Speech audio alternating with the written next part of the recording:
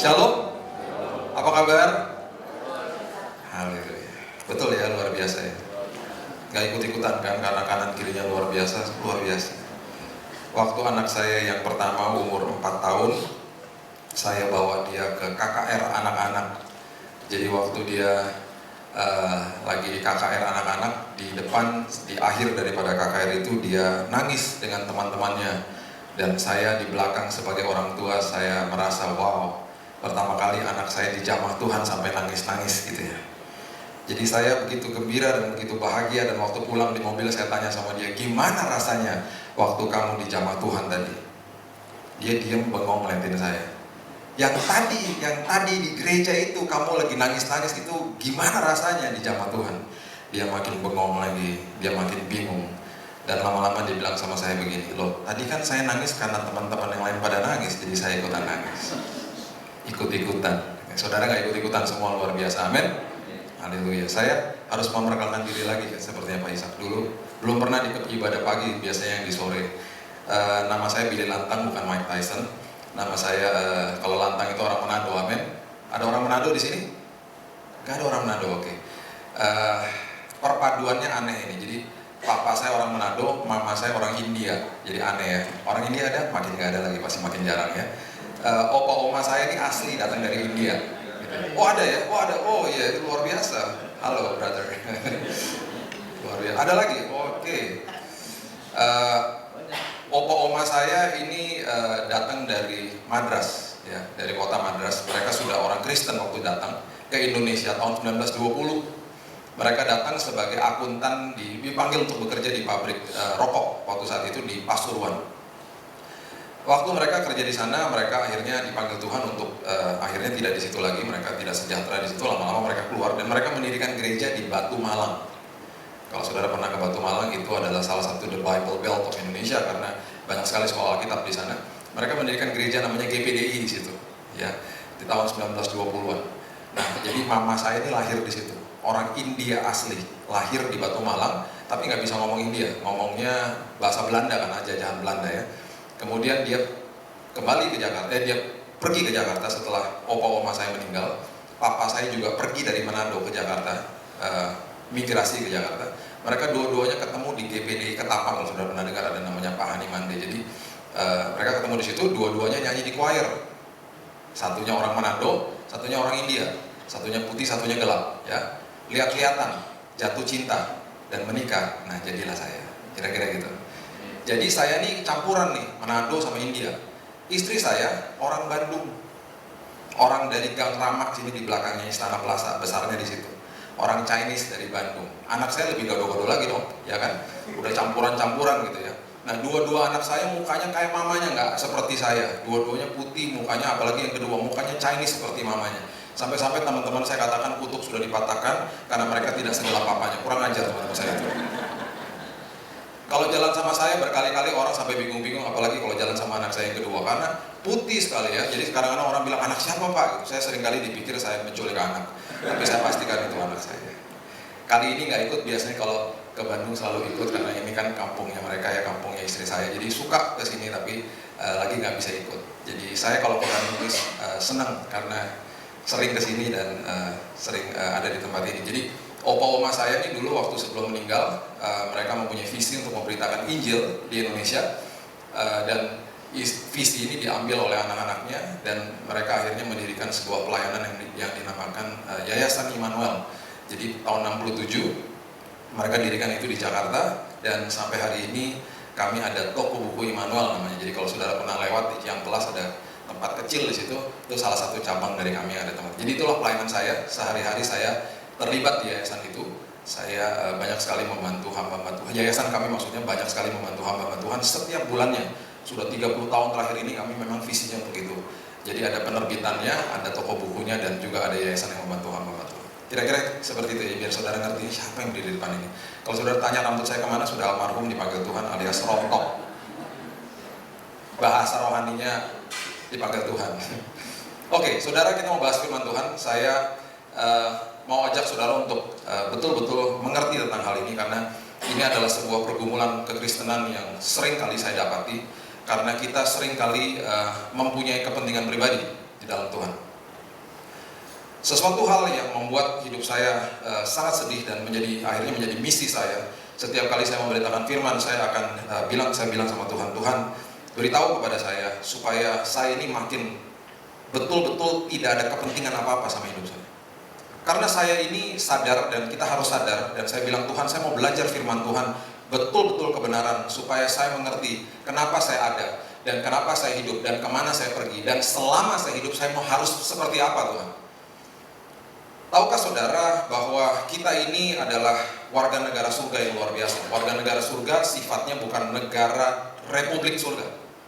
Kita terbiasa di Indonesia ini karena negaranya demokrasi, ada yang namanya DPR, kemudian dari kata demokrasi timbullah kata demo. Kita bisa berdemo kepada pemerintah kalau kita nggak suka sama kebijaksanaannya, sah-sah aja. Di dalam kerajaan surga tidak seperti itu. Tidak ada sifatnya demokrasi. Di dalam kerajaan surga namanya kerajaan. Oleh sebab itu, apa yang raja katakan, rakyat harus ikut. Raja katakan A, warga harus lakukan A. Dan kalau saudara betul-betul pelajari firman Tuhan, carilah dahulu kerajaan Allah dan kebenarannya, dan segala sesuatu akan ditambahkan dalam hidupmu. Itu menjadi moto hidup saya sekarang. Saya sedang menulis buku namanya 633, Matius 6 ayat 33. Karena bagi saya, kehidupan ini nggak ada kepentingan apa-apa.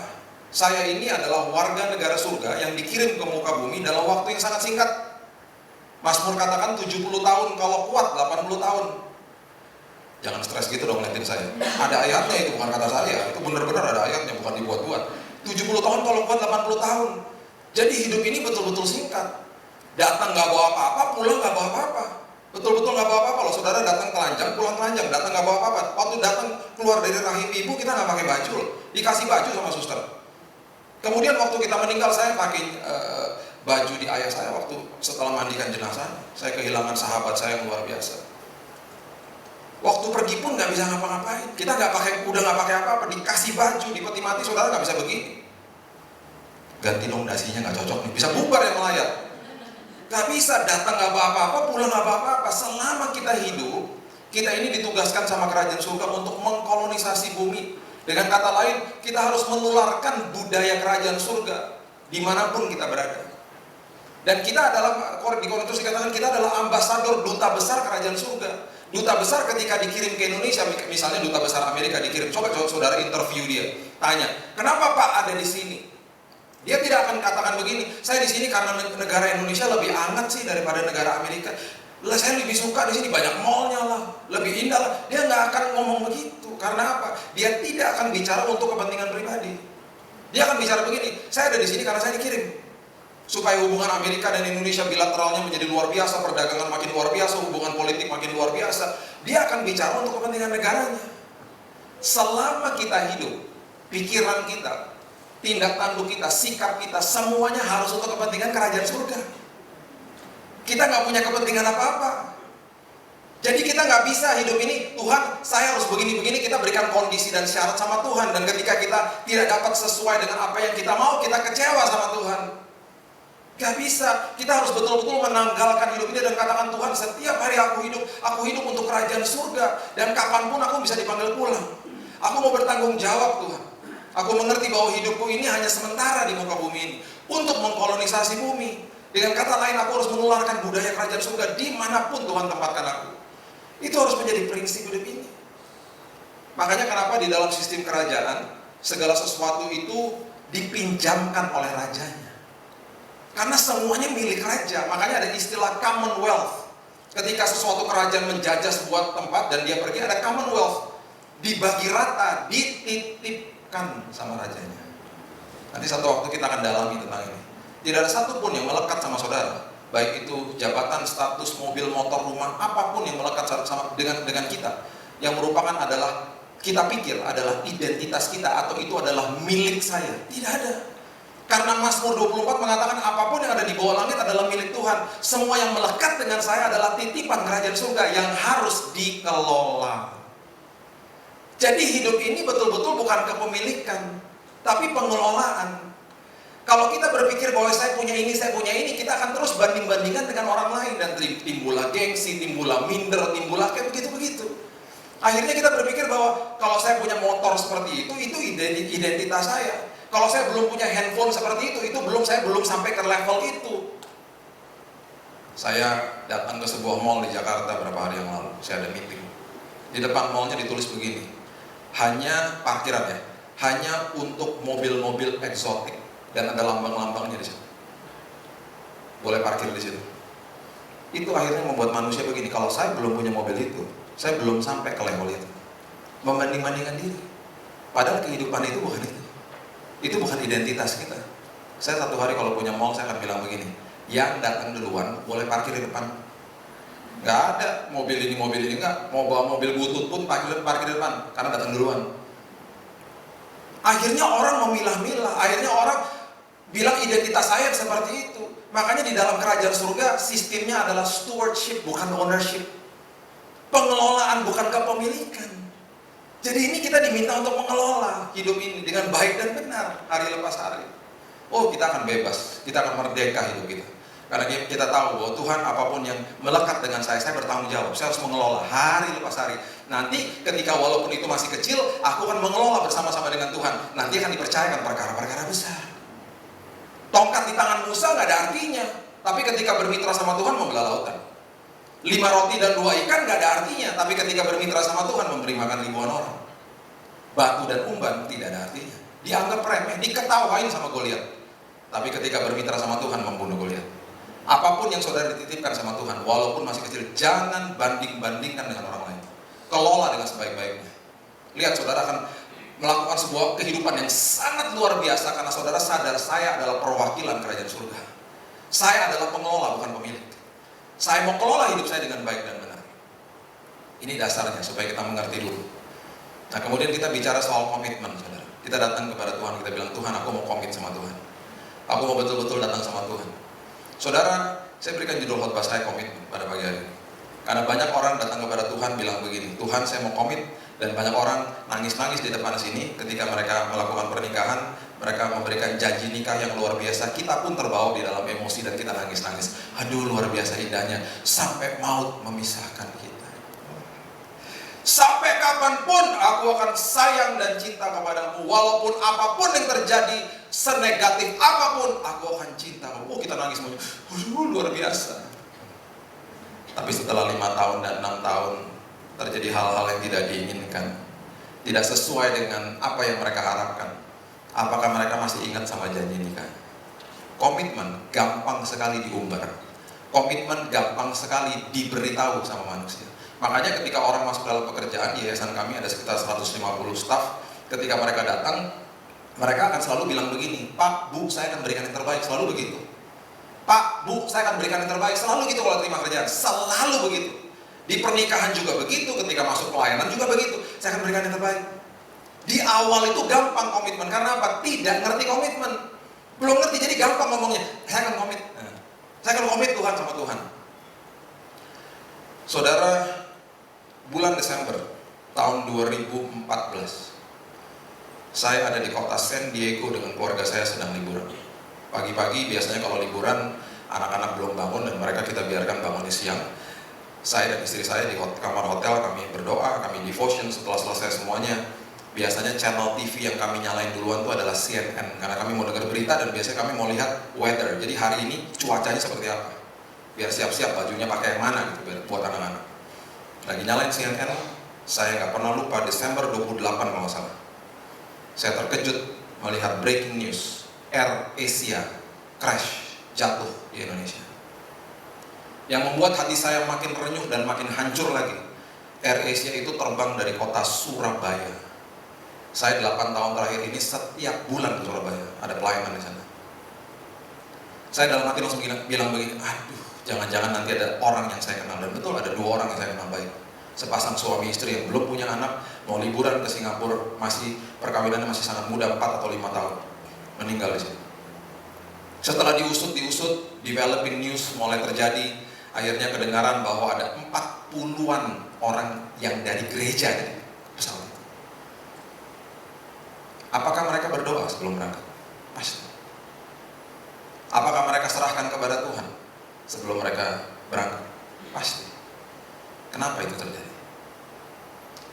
Wow, handphone saya rame, sosial media rame. Kenapa, Pak? Kok Tuhan biarkan itu terjadi? Ayo. Jawaban saya singkat, sederhana, dan jujur. Saya nggak tahu. Saya tidak tahu. Akan banyak peristiwa dalam hidup ini yang kita pun akan berkata bahwa Tuhan, kenapa Tuhan biarkan terjadi?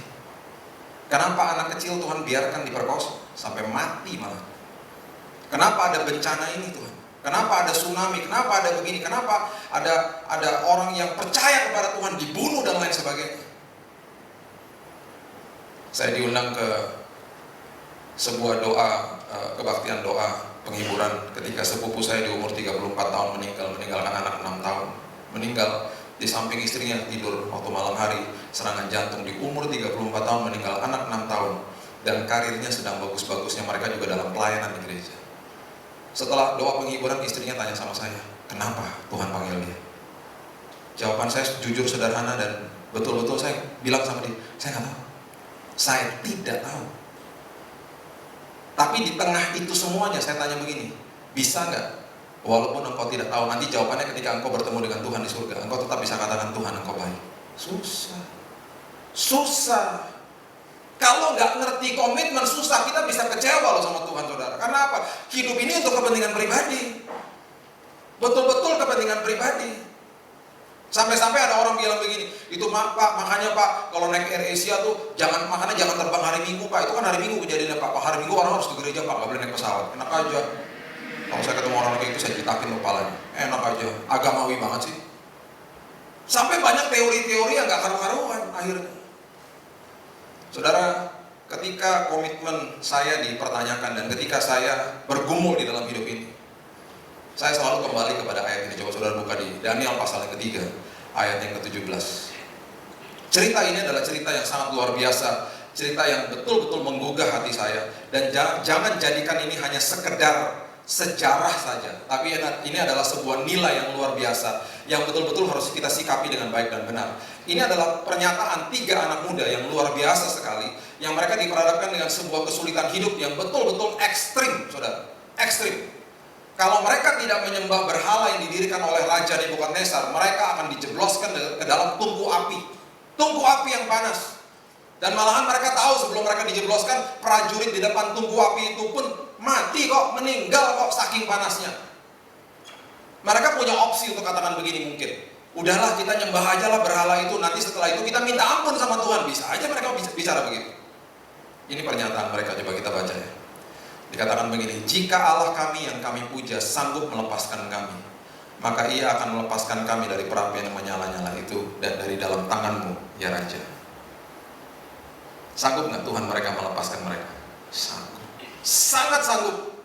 Sangat luar biasa sanggupnya. Coba perhatikan ayat 18. Garis bawahi kata-kata ini, saudara. Ayat 18. Coba kita baca yang keras nih, saudara ya. 2, 3. Tetapi seandainya tidak, hendaklah Tuanku mengetahui ya Raja, bahwa kami tidak akan memuja dewa Tuanku dan tidak akan menyembah patung emas yang Tuanku dirikan itu. Tetapi seandainya tidak, tetapi seandainya pada hari ini Tuhan kami membiarkan kami mati martir, tetapi seandainya pada hari ini Tuhan kami membiarkan kami mati di dalam tungku api dan kami nggak tahu jawabannya, kami nggak ngerti kenapa Tuhan kami membiarkan kami mati. Kami tahu jawabannya nanti ketika kami berjumpa dengan Dia di surga. Tetapi seandainya tidak, kami tetap akan taat, kami tetap akan setia, kami tetap tidak akan menyembah dewa yang Tuhanku dirikan itu. Dengan kata lain, apapun yang terjadi, aku tetap akan taat, walaupun aku nggak tahu jawabannya. Saudara tahukah, ini adalah betul-betul sebuah komitmen, dasar daripada sebuah komitmen yang sangat luar biasa. Kenapa? Catat ini baik-baik. Dasar daripada komitmen adalah tidak memberikan syarat atau kondisi kepada Tuhan. Dasar daripada komitmen adalah tidak memberikan syarat atau kondisi kepada Tuhan. Apapun yang terjadi Tuhan, aku akan berserah. Apapun yang terjadi Tuhan, biarlah kehendak-Mu terjadi, walaupun aku nggak ngerti, walaupun aku nggak suka Tuhan. Tapi hidupku bukan kepentinganku Tuhan. Hidupku semuanya sadar bahwa aku adalah ciptaan-Mu, Engkau adalah penciptaku, Engkau punya kedaulatan penuh atas hidupku, titik. Aku tidak akan pertanyakan itu Tuhan. Makanya ketika kita mengerti tentang ini, apapun yang terjadi kita akan bilang, Tuhan, walaupun aku gak suka, walaupun aku tidak ngerti, aku tetap akan katakan, Engkau baik Tuhan, Engkau luar biasa Tuhan, Engkau indah bagiku Tuhan. Tetapi seandainya tidak, camkan kata-kata itu saudara, dan jadikan itu pedoman, dan jadikan itu dasar komitmen saudara kepada Tuhan. Ketika kita bisa masuk ke dalam paradigma seperti ini, kita akan mudah memberikan komitmen kepada manusia.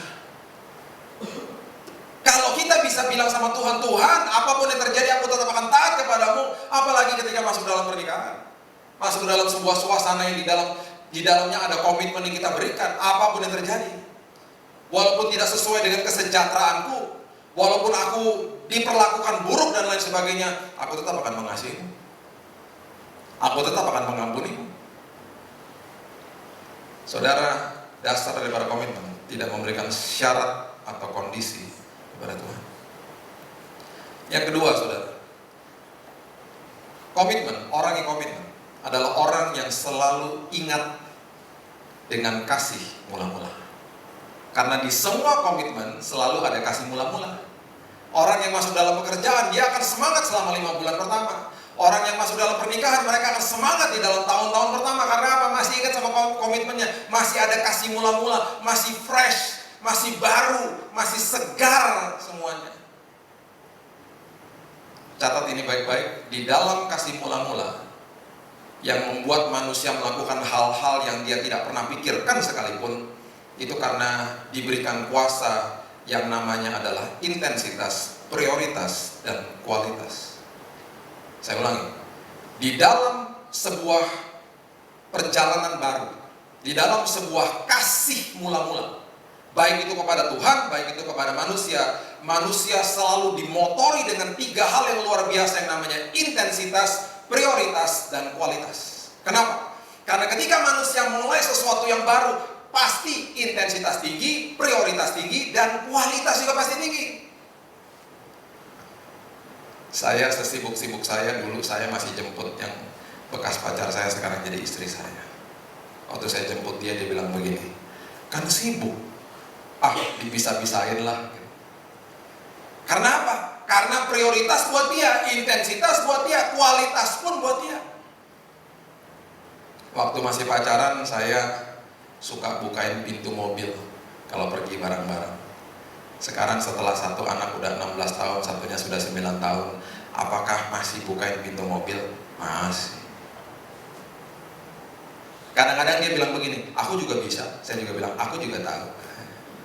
Gak apa-apa, biar ingat yang kasih mula-mula kan. Perhatikan ini baik-baik. Orang yang menjaga kasih mula-mula adalah orang yang mengingat dan mengerti tentang komitmen. Dan orang yang menjaga kasih mula-mula, dia jaga nih, intensitas dijaga, prioritas dijaga, kualitas dijaga. Orang itu akan didapati konsisten hidupnya. Orang yang konsisten dalam hidupnya adalah orang yang selalu menjaga intensitas, prioritas, dan kualitas. Dan ketika dia didapati konsisten, orang-orang yang konsisten akan dicari sama orang banyak. Orang yang konsisten akan dimintai pendapat sama orang banyak. Orang yang konsisten memberikan rasa aman dan nyaman kepada banyak orang. Orang yang konsisten selalu memberikan inspirasi kepada banyak orang. Selalu begitu. Kasih sama dia aja lah kerjaannya. Kenapa? Dia bisa dipercaya. Dia orangnya baik, dia orangnya begini, orangnya on time, orangnya bisa diandalkan, bisa diberikan tanggung jawab. Apa? Konsisten soalnya. Gak mudah. Orang yang mengerti komitmen adalah orang yang selalu menjaga kasih mula-mula. Ketika dia katakan aku mau komit, dia akan jaga.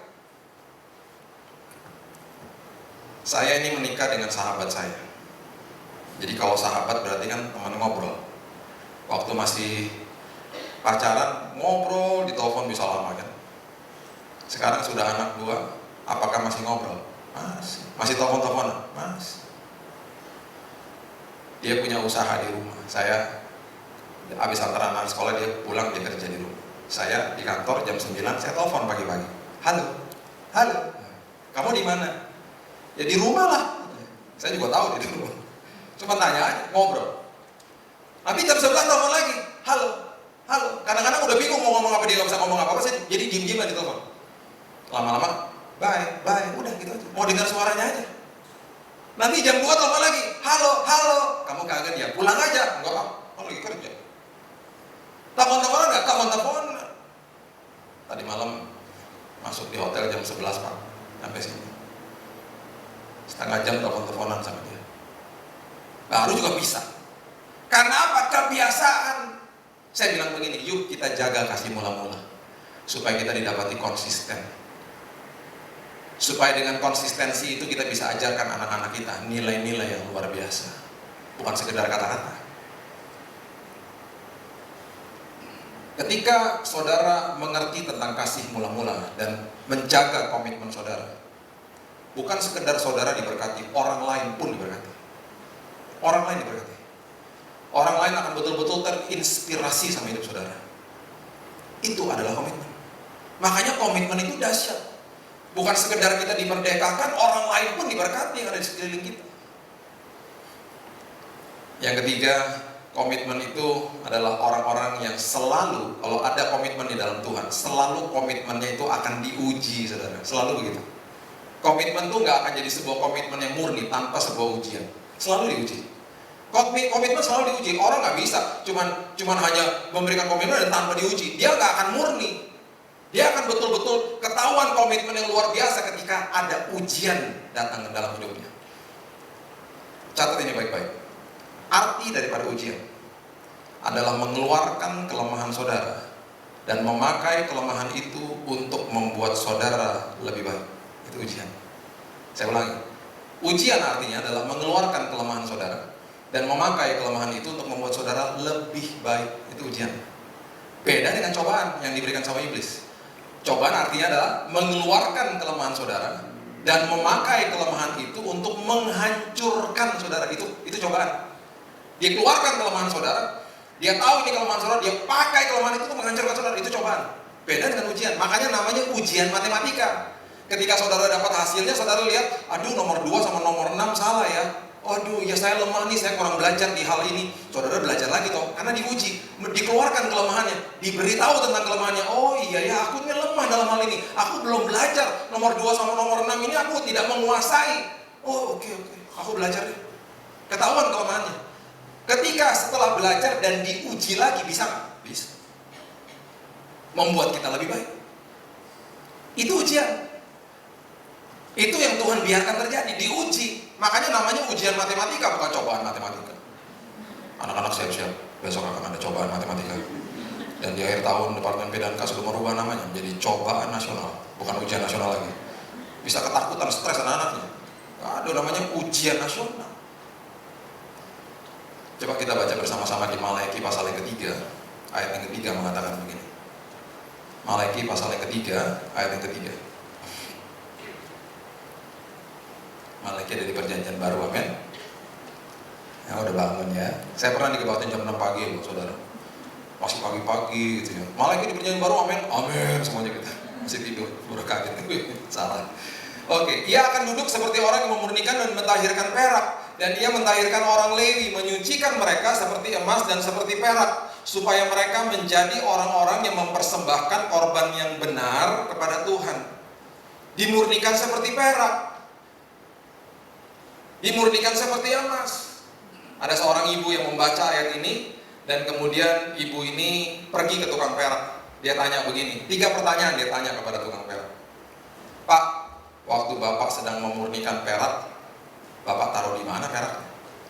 Oh ya, saya taruh di api lah. Roh Kudus bicara sama dia. Ketika engkau melewati ujian, tidak enak rasanya seperti dibakar di dalam api. Terima kasih Tuhan. Pertanyaan kedua, Pak, waktu Bapak lagi memurnikan perak itu sedang di dalam api, Bapak posisinya di mana? Oh ya, saya nggak kemana-mana, saya di situ pegangin pakai tongkat yang panjang. Oh ya, Roh Kudus bicara lagi. Ketika engkau melewati ujian, aku pun juga nggak kemana-mana. Aku ada di situ menemani dirimu. Terima kasih Tuhan. Pertanyaan ketiga, Pak, kapan Bapak tahu bahwa perak itu selesai dimurnikan? Oh ya gampang, ketika aku bisa bercermin di perak itu, aku bisa melihat diriku di perak itu, selesai pemurniannya. Roh Kudus bicara lagi sama dia. Ketika aku bisa melihat karakterku ada di dalammu, Ketika aku memandang dirimu dan seolah-olah aku bercermin, aku bisa melihat diriku di dalammu. Engkau menjadi serupa seperti aku. Engkau menjadi makin serupa seperti aku, karaktermu. Selesai prosesnya. Dimurnikan. Levelnya naik, dimensinya naik, berkatnya pun naik. Jadi ketika saudara masuk dalam pemurnian, masuk dalam sebuah ujian, ucap syukur sama Tuhan. Tuhan terima kasih. Di ujung daripada ini semuanya, aku akan menjadi serupa dan serupa seperti Tuhan. Bukankah itu doa-doa kita? Tuhan jadikan aku serupa seperti Tuhan. Siap-siap besoknya akan diproses sama Tuhan. Pemurnian itu seperti itu. Ujungnya adalah membuat saudara makin serupa seperti Tuhan. Kalau pada hari ini Tuhan berdiri di depan saudara dan dia memberikan dua opsi kepada saudara untuk ajak saudara pergi ke Singapura. Yang pertama, naik pesawat terbang, ya 1,5 jam mungkin dari Bandung ya, 1,5 jam sampai ke Singapura. Yang kedua, opsi yang kedua, saudara diajak jalan kaki ke Singapura, 1 bulan baru sampai. Pilih yang mana, jangan bohong. Naik pesawat kan? Pasti lah, ya iyalah Tuhan, ngapain jalan kaki, udah pesawat juga. Ngapain Tuhan? Kan enak yang muda-muda aja, gampang Tuhan. Ini contoh ya, contoh. Misalnya saya dengan Pak Isa, ketemu di pesawat pergi ke Singapura, duduk berdampingan.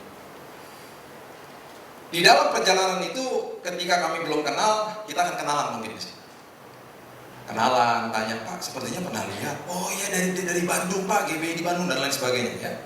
Kemudian di tengah-tengah perjalanan itu dipotong sama makan, dipotong sama tidur, sampai di airport di Singapura kami akan tukar-tukaran nomor telepon, betul?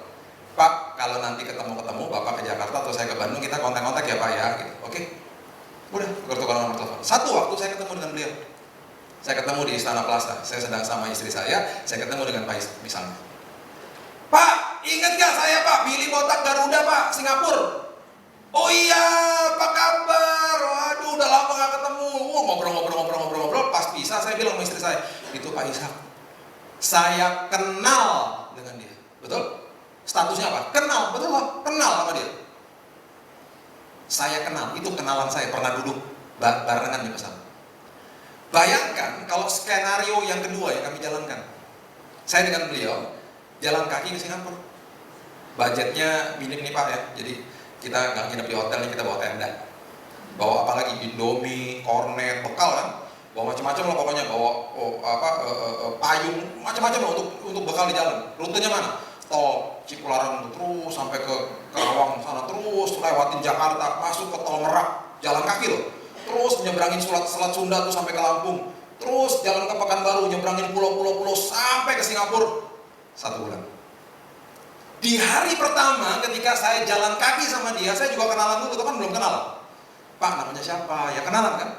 Di hari kedua gak kenalan lagi dong, kan 24 jam sama-sama dia, udah tahu. Masa di hari kedua kenalan lagi? Pak maaf, kemarin namanya siapa? Ini kalau botak ini muak Pak soalnya memorinya. Nggak begitu, hari kedua udah nggak kenalan lagi, hari kedua masuk hari ketiga, hari keempat dan lain sebagainya. Pembicaraan sudah mulai dalam. Kita sudah bicara soal masa lalu, bicara soal harapan masa depan, bicara soal pergumulan hidup dan lain sebagainya. Iya toh? Karena udah sama-sama terus. Kita lewati suka duka sama-sama, lewatin hujan banjir sama-sama, lewatin panas terik sama-sama, lewatin punya uang nggak punya uang bareng-bareng.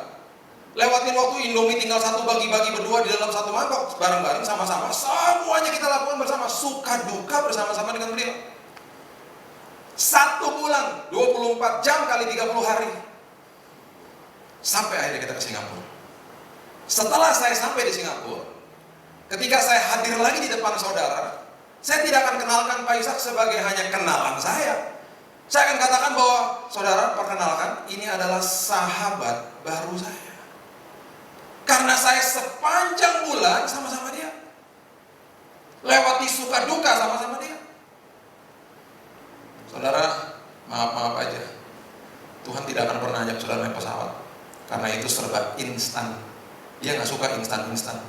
Dia suka betul-betul mengajar saudara bersama-sama dengan dia. Dia akan betul-betul ajak saudara jalan kaki sama-sama dia. Ketika kita jalan kaki sama-sama dia, kita akan berteriak, Tuhan, di depan aku ada lembah kekelaman Tuhan. Gimana Tuhan akan ingatkan kita? Tenang, kan jalan sama aku, tenang. Dituntun lewatin lembah kekelaman. Setelah kita lewati lembah kekelaman, kita akan berteriak lagi, Tuhan, ada terowongan gelap Tuhan, ujungnya aja nggak kelihatan Tuhan. Tenang, kan jalan sama aku, tenang. Terus, tongkatku dan gadaku menyertaimu. Terus, setelah lewati semuanya itu, sampai di ujung perjalanan Tuhan akan bilang begini, coba kamu lihat ke belakang. Kita lihat ke belakang. Wow, kok aku bisa Tuhan lewati semuanya itu? Kan sama aku. Kalau tidak sama aku, mana bisa? Kan sama aku. Setelah itu selesai, dengan bangga saudara bisa katakan begini, terima kasih Tuhan, aku punya pengalaman yang luar biasa bersama-sama Tuhan. Terima kasih Tuhan, Engkau adalah sahabatku Tuhan. Dia kenal saudara 100% karena dia pencipta saudara. Pertanyaannya, kita kenal nggak sama dia? Makanya ada yang namanya ujian, makanya ada yang namanya perjalanan iman bersama-sama dengan dia. Di ujung daripada itu semuanya, dengan bangga saudara bisa katakan, Tuhan terima kasih, You are my new best friend. Engkau adalah sahabatku ya Tuhan. Jadi ketika ujian hadir dalam hidup saudara, jangan komplain. Dua hal pasti terjadi. Saudara akan makin serupa seperti Tuhan, karakter saudara akan dirubah menjadi serupa seperti Tuhan. Dan di ujung daripada itu semuanya, saudara mempunyai pengalaman yang dahsyat bersama-sama dengan Tuhan. Dan saudara bisa katakan, Tuhan terima kasih, suka dan duka aku lewati bersama-sama dengan Tuhan. Engkau adalah sahabatku yang luar biasa Tuhan. Saya ini punya pengalaman dengan anak-anak saya begini saudara. Cara saya mentor mereka dan fathering mereka adalah one on one. Sudah pasti kami punya waktu keluarga, tapi saya punya waktu sendiri-sendiri dengan kedua anak saya. Jadi anak saya yang perempuan ini sudah 16 tahun, sekarang sudah pelayanan, dan dari kecil, dari umurnya 2 tahun, saya punya konsep namanya dating time sama dia. Berduaan aja, mamanya nggak ikut, adiknya waktu itu belum ada. Jadi berduaan aja, jalan berdua sama dia ke mall biasanya, kita berduaan saja. Kemudian dia akan buat PR di situ, kemudian dia akan ngobrol sama saya. Jadi perkembangan dia tuh betul-betul saya ikuti dengan sangat dekat sekali. Saya jadi ngerti Hello Kitty, ngerti Disney Princess, semua dari dia. Bosen saudara karena ngomong sama anak kecil-kecil waktu itu masih 7 tahun 8 tahun ngomongnya Hello Kitty, saya dengerin, oh ya, masuk sini keluar sini kadang-kadang. Tapi dengerin terus, kasih waktu terus, investasi waktu terus sama dia. Namanya dating time sama Dedi. Saya nggak pernah lupa. Berapa kali, karena kami suka pergi ke mall juga, berapa kali kami terjebak di dalam lift yang begitu ramai, penuh dengan orang. Dan sering kali kami ada di belakang lift, paling belakang, dan saya pegang tangannya dia, dan sering kali dia tarik celana saya, dia bilang, Dad, lift me up, gendong, angkat dong, gendong dong. Dan berkali-kali saya bilang sama dia, sayang, di situ dulu ya, ini liftnya rame soalnya, penuh sama orang, tunggu dulu, ribet ngangkatnya juga, bingung ngangkatnya, orang banyak, tunggu dulu. Terus sering kali ditarik-tarik sampai saya nggak pernah lupa. Saya ingat sekali mallnya namanya Mall Kelapa Gading. Saya nggak pernah lupa. Di dalam lift yang penuh dengan orang, dia tarik-tarik celana saya, dan tiba-tiba saya seperti dapat pencerahan dari Tuhan. Iya ya, di bawah situ tuh nggak enak sekali loh pemandangannya. Saudara bisa bayangkan, saudara ada di tempat, ada yang lewat nggak bisa? Saudara bisa bayangkan saudara di dalam lift yang penuh dengan orang, saudara di paling belakang. Dan pendeknya saudara cuma segini. Pemandangan yang saudara lihat di depan saudara itu betul-betul tidak nyaman. Terima kasih Tuhan yang sudah ketawa, sudah mendapatkan pewahyuan. Yang belum ketawa tanya sama temannya, apa sih maksudnya? Kalau ada kejadian-kejadian yang tidak diinginkan, kena duluan anak saya. Terima kasih Tuhan yang senyum-senyum sudah dapat pewahyuannya. Yang belum ngerti, maksudnya apa ya? Kalau masih belum ngerti juga, nanti pergi ke mall. Masuk ke dalam lift yang ramai di IP sana ya, saudara, kemudian masuk ke dalam lift yang begitu ramai, saudara di paling belakang, saudara begini. Oh iya, ngerti. Gak enak pemandangannya. Di paling belakang lagi. Di saat itu, ketika saya tahu betapa tidak nyamannya di bawah situ, saya gendong dia. Dan waktu saya gendong, saya gak pernah lupa mukanya begini. Lega mukanya. Pertanyaan saya begini, waktu dia digendong dan mukanya lega, liftnya masih ramai? Masih ramai. Tambah ramai kadang-kadang. Tapi kenapa mukanya lega? Karena dia digendong sama papanya. Pemandangan dia bukan di bawah situ lagi, pemandangannya tinggi, sama seperti saya tinggi. Kalau lagi lewatin masalah saudara, jangan nangis-nangis sinetron sama Tuhan. Saudara tahu nangis sinetron gimana? Ada jedahnya. Tuhan, itu nangis sinetron. Kalau nangis yang biasa, nangis biasa. Tuhan, tolong Tuhan, itu nangis biasa. Tapi kalau nangisnya ada jedahnya, itu biasa nonton sinetron. Tuhan, nah, itu ada sinetron. Jangan nangis nangis-nangis sinetron sama Tuhan kalau lagi lewatin masalah. Percaya bahwa saudara pasti sampai ke seberang dengan selamat. Selama perjalanan saudara bilang gini, Tuhan, terima kasih buat ujian ini. Tuhan, gendong aku Tuhan. Tolong gendong aku Tuhan. Ketika saudara digendong sama Tuhan, ada di dalam tangannya dia, saudara akan merasakan damai sejahtera dan sukacita yang luar biasa. Nanti satu waktu kita belajar tentang damai sejahtera dan sukacita. Damai sejahtera dan sukacita adalah pemberian kerajaan surga yang diletakkan di dalam roh manusia yang tidak bisa dicuri oleh iblis. Yang kita kenal di dalam emosi manusia yang bisa diusik dan dicuri sama iblis kapan saja adalah kesenangan dan ketenangan. Itu beda. Kesenangan adalah happiness. Sukacita adalah joy. Makanya dikatakan the joy of the Lord is my strength. Sukacita Tuhan adalah kekuatanku, bukan kebahagiaan dan kesenangan, bukan. Beda dua-duanya. Jadi walaupun dalam masalah, saudara bisa rasakan sukacita dan damai sejahtera. Dan saudara bisa katakan gini, Tuhan terima kasih kok aku bisa rasa sukacita dan damai sejahtera. Masalahnya masih ada nggak masalahnya? Masih ada. Kadang-kadang tambah berat masalahnya. Tapi saudara bisa katakan terima kasih Tuhan. Saudara sedang digendong sama Tuhan, lewatin masalah itu. Saudara setelah lewati ini semuanya, saudara pasti naik kelas. Pasti naik kelas. Orang yang komitmen, ketika komitmennya diuji, pasti naik kelas. Masuk dalam dimensi yang baru. Di dalam dimensi yang baru, Tuhan juga minta pertanggungjawaban yang baru. Tanggung jawabnya makin tinggi. Karena berkatnya juga makin tinggi. Dipercayakan hal-hal yang baru, perkara-perkara yang lebih besar dalam hidup ini. Beberapa tahun yang lalu, anak saya masih 5 tahun, yang kecil. Kami pergi ke kota Makau dengan beberapa teman saya. Dan waktu mau makan siang, saya dikasih tahu sama orang di situ, makannya ke mall itu aja tuh, mall bintang 5 katanya. Ada mallnya, ada hotelnya bintang 5. Terus kalau kamu ke sana nggak usah naik apa-apa, naik aja tuh bus yang arah ke sana, busnya gratis katanya. Oh gitu ya, kamu ke tempat terminal bus itu aja. Udah saya ke sana. Sampai ke sana, saya lihat ada supir busnya, kemudian saya pikir loh supir busnya nggak turun gitu ya. Saya mau masukin kereta anak saya soalnya kan. Jadi saya pikir karena dia nggak turun, saya buka aja bagasi bus. Kan kalau bus kan dari samping ya bagasinya, saya buka, saya masukin kereta anak saya tutup lagi, saya masuk ke atas bus. Kemudian busnya jalan akhirnya. Setelah orang banyak masuk, jalan di busnya, gratis busnya. Bagus busnya. Jalan sampai akhirnya di hotel. Sebelahnya ada mall. Saya mau makan siang. Sampai di hotel itu, kalau supirnya di sini, pintu di sebelah sini, kami turun semuanya. Saya juga lihat ini supir juga diem-diem aja, nggak berusaha tolongin untuk buka bagasinya. Jadi saya inisiatif buka sendiri. Setelah turun saya buka bagasi dari samping. Waktu saya lihat, ya kereta anak saya udah masuk ke dalam sekali karena kan busnya kiri kanan kan. Jadi mau nggak mau saya harus merangkak masuk ke dalam badannya bus untuk ngambil apa? Kereta anak itu.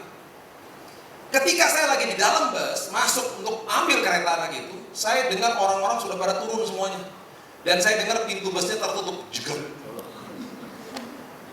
Kalau supirnya ngerti SOP dengan baik dan benar, dia mengerti ini safety prosedurnya harus dilakukan dengan baik dan benar, dia bisa lihat di kaca spionnya itu ada bagasi kebuka kok. Tapi karena dia nggak lihat dengan baik dan benar, busnya jalan. Dia nggak tahu ada orang botak di dalam situ. Saya di dalam panik dong. Wah panik. Harusnya kalau mau betul-betul safety, udah diem aja di situ. Karena ntar pas dia berhenti baru turun. Bahaya soalnya. Saya saking paniknya, saya loncat keluar. Loncat sampai koprol 2 kali. Muter 2 kali. Gak tahu gimana, pokoknya teman saya juga bilang begini, itu tadi waktu koprol yang kedua, muter yang kedua, itu jarak kakimu sama ban belakang cuma segini. Dikit lagi kesamber kamu. Gak tahu gimana, waktu habis muter yang kedua, saya bisa berdiri, rasanya sakit, marah, sama malu, karena dilihat orang banyak. Saya teriakin busnya gak dengar juga, orang juga teriakin busnya gak dengar, dia jalannya terus dengan bagasi yang terbuka. Sampai di ujung daripada kompleks itu, ketika dia mau keluar, satpamnya lari ke depannya dia, baru dia stop, baru dia sadar. Saya dengan tertati-tati gitu ya jalan ke bus itu untuk ngambil stroller anak saya. Dia turun dari busnya, dia minta maaf, dia ngomong bahasa Mandarin, saya juga nggak ngerti. Dia ngomong macam-macam, dia minta maaf sampai nurung-nurung itu dimarah-marahin juga sama satpamnya. Saya bilang, saya udahlah, saya nggak mau masalahin ya, karena saya pikir puji Tuhan saya juga nggak apa-apa, cuma mau marah aja. Saya juga mau makan siang, kasihan anak-anak saya mau makan siang.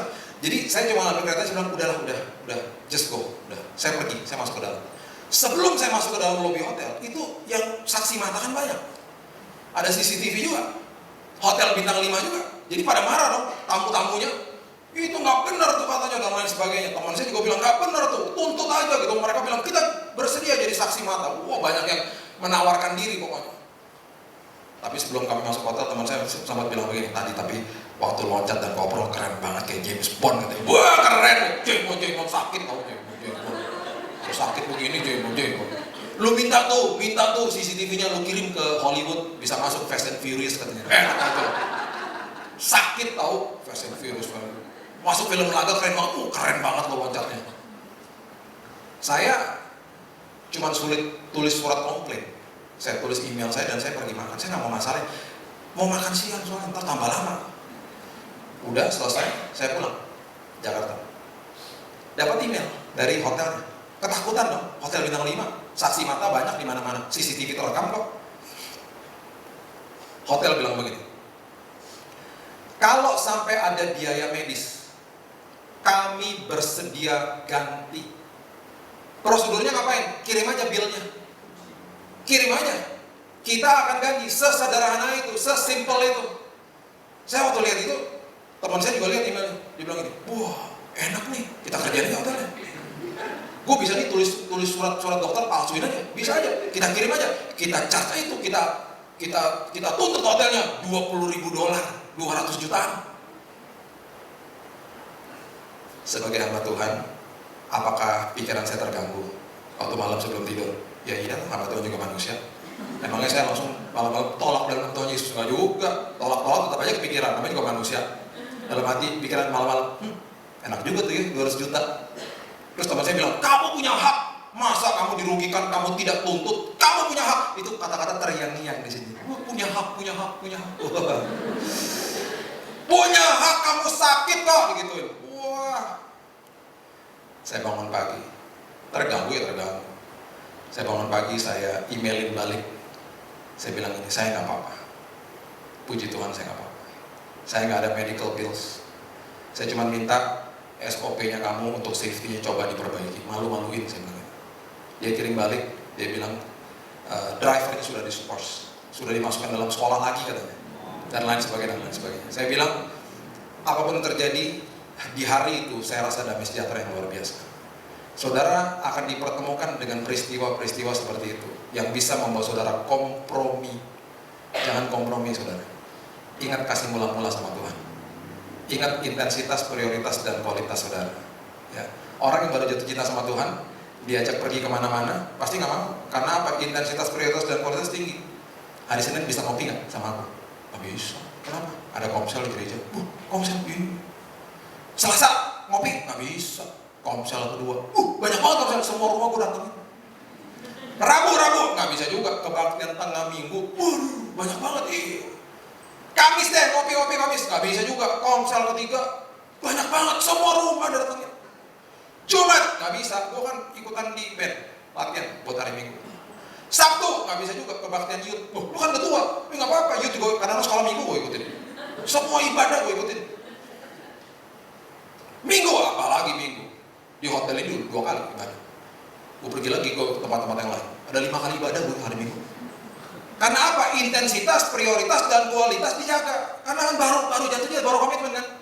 Orang-orang kayak begini, saudara tunggu aja 6 bulan lagi. Saudara tanya, masih sibuk di gereja? Ya enggak lah, banyak banget ke gereja melulu. Cukup lah komsel sekali, kebaktian juga yang jam 7 juga cukup udah. Lu fleksibel. Saya nggak bilang saudara tuh gereja tiap hari, enggak. Tapi itulah gambaran orang yang ketika baru komitmen adalah selalu begitu. Tunggu 6 bulan, tunggu 1 tahun, dipertanyakan komitmen. Saya tutup dengan ini. Coba saudara baca di Lukas 24 ayat 36. Lukas 24 ayat 36 mengatakan ini saudara. Setelah kita belajar untuk tidak memberikan standar atau kondisi kepada Tuhan, belajar menjaga kasih mula-mula, mengerti ujian itu apa, mengerti ketika kita naik dimensinya, kita mengerti tanggung jawab yang luar biasa. Di ujung daripada ini semuanya, setiap kali ada komitmen, selalu ada tandanya. Orang yang komitmen selalu ada tanda. Coba kita baca Lukas 24 ayat 36. Dan sementara mereka bercakap-cakap tentang hal-hal itu, Yesus tiba-tiba berdiri di tengah-tengah mereka dan berkata kepada mereka, damai sejahtera bagi kamu. Mereka terkejut dan takut dan menyangka bahwa mereka melihat hantu. Akan tetapi ia berkata kepada mereka, mengapa kamu terkejut dan apa sebabnya timbul keraguan-keraguan di dalam hati kamu? Lihatlah tanganku dan kakiku, aku sendirilah ini, rabalah aku dan lihatlah, karena hantu tidak ada daging dan tulangnya seperti yang kamu lihat ada padaku. Dengan kata lain, komitmen akan selalu menyandang tanda. Yesus mengerti komitmen itu, dia komitmen untuk mati di kayu salib, dan akhirnya ada tandanya. Tanda selalu menjawab keraguan-keraguan, selalu begitu. Di dalam kehidupan ini, orang yang, kalau saudara mau ngadu tenis misalnya sama orang yang suka main tenis, saudara nggak usah tanya lama-lama. Saudara lihat kalau tangannya besar sebelah, berarti dia komitmen main tenis. Orang yang main tenis, kalau dia main pakai tangan kanan, pasti tangannya besar sebelah. Tangannya besar sebelah, oh jagoan pasti. Komitmen main tenis. Tapi kalau tangannya besarnya sama, pasti nggak komitmen. Komitmen selalu menghasilkan tanda, selalu ada tandanya. Saya nggak katakan saudara akan menghasilkan tanda secara fisik, tetapi dengan pengalaman dengan Tuhan, tandanya disebut apa? Kesaksian hidup. Kesaksian hidup itu selalu membawa inspirasi bagi banyak orang. Kesaksian hidup menjawab keraguan-keraguan banyak orang. Saya akan tutup dengan cerita ini ya. Berapa belas tahun yang lalu, masuk dalam koran Kompas, sebuah yayasan Kristen di luar Jakarta dibakar oleh massa. Ada 2 orang yang meninggal, saya mungkin saudara pernah dengar ceritanya. Satu daripada orang ini bangkit dari mati. Dia dikerubuni 20 orang, disuruh menyangkal Yesus, nggak mau. Singkat cerita dibacok, maaf, kepalanya hampir putus, cairan darah, cairan otak semuanya keluar, berat tinggal 21 kilo, meninggal. Orang ini berjumpa dengan Tuhan, dan Tuhan katakan belum waktunya. Jadi waktu masuk ke dalam rumah sakit untuk dijahit supaya jenazahnya kelihatannya baik, rohnya dikirim kembali sama Tuhan. Udah mati ini orang. Dikirim kembali, dan di dalam rumah sakit ketika sudah dijahit, rohnya kembali, matanya terbuka seperti begini. Saya berterima kasih saya nggak ada di situ. Horor, ya. Zombie terjadi ya. The Walking Dead, mati bangkit lagi gitu ya. Susternya pingsan semua. Ya iyalah. Kalau saya di situ ya saya pingsan juga. Bangkit dari kematian. Waktu saya dengar cerita ini, saya cari ini orang. Karena yayasan kami banyak sekali membantu hamba Tuhan yang ada di frontliners di depan. Banyak daripada mereka kami nggak bisa sebutkan namanya. Jadi saya cari rumahnya. Saya ketemu dan saya ngobrol sama dia 3 jam. Mendengar kesaksiannya dia. 3 jam saya nangis. Dan saya nggak pernah lupa kata-kata dia begini. Pak, sebelum saya dibacok, saya udah gak ada rohnya, udah diangkat sama Tuhan, saya gak rasa apa-apa. Di situ Tuhan kasih pernyataan sama saya, orang-orang yang martir bagi Tuhan udah gak rasa. Tuhan punya kemurahan yang luar biasa, rohnya udah diangkat. Singkat cerita, setelah itu, sekarang dia sudah pulih, ada bekasnya di sininya, dan dia sempat dibawa ke Sydney, Australia, karena di situ ada kongres dokter saraf yang kemudian menilai dan kemudian mengambil kesimpulan bahwa apa yang terjadi dengan dia sampai dia bisa hidup kembali itu betul-betul adalah mujizat, sampai dikeluarkan sertifikatnya. Sertifikatnya ada. Karena secara medis tidak bisa dijelaskan, karena nggak bisa itu saraf yang sudah utamanya itu disambung lagi. Jadi betul-betul itu adalah mujizat. Orang ini nggak cacat. Orang ini sudah menikah sekarang, anaknya sudah 2, sehat yang luar biasa. Saya bawa dia beberapa kali ke beberapa negara untuk memberikan kesaksian. Kami juga sedang menulis bukunya, sudah hampir selesai, dan nanti akan diterbitkan di Amerika, bukan di sini karena terlalu sensitif. Yang lebih luar biasa lagi, pembunuhnya beberapa tahun yang lalu terima Yesus, dan pembunuhnya ini sedang sekolah Alkitab di Jawa Timur. Kami sedang berencana untuk supaya dia ini bisa ketemu sama pembunuhnya, supaya bisa memberikan kesaksian sama-sama. Kan seru ya? Saya yang dibunuh, ini pembunuh saya. Kamu kasih kesar-kesarmu bunuh saya gimana? Tuhan luar biasa. Setiap bulan dia ke kantor kami support dia. Dan beberapa minggu yang lalu dia, waktu selesai meeting dengan saya, dia membalikan badannya seperti biasa, dia pulang. Saya nggak pernah lupa, selalu saya lihat ada tanda di belakang sini, di lehernya. Saya nggak katakan dan tidak takut-takutin saudara supaya bahwa saudara akan martir, itu pilihan Tuhan. Tapi di dalam kehidupan ini, tanda selalu membawa inspirasi. Orang yang komitmen selalu ada tandanya. Saudara bisa katakan kepada teman saudara, hey, kamu alami hal yang aku pernah lewati. Aku lewati, kita punya Tuhan yang sama loh. Aku ceritain ya, itu tandanya. Aku punya kesaksian hidup di dalam Tuhan. Saudara, lakukan komitmen dengan baik dan benar. Bukan sekedar saudara diberkati, orang lain pun akan dijamah. Itulah kehidupan kekristenan.